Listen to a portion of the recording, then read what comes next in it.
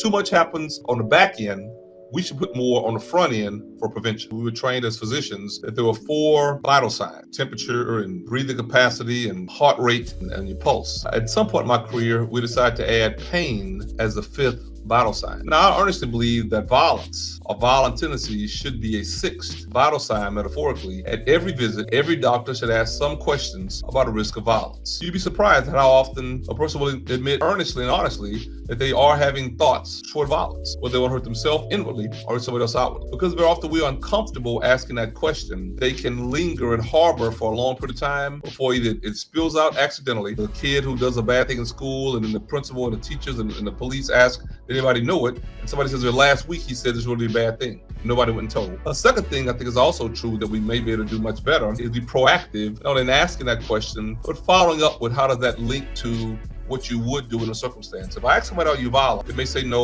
or what have you. But if I give them a hypothetical and ask, what would you do if this situation occurred? Again, I remain very surprised in my current clinical practice how often individuals don't have the so-called defense strategies or compensatory strategies to work through stresses and problems without resorting straight to violence. We haven't really worked to develop those kinds of ego strengths that help you kind of think through rationally, how do you handle problems and conflict and stress. The third and final point I simply argue is that when we do engage, resources have to be available to treat.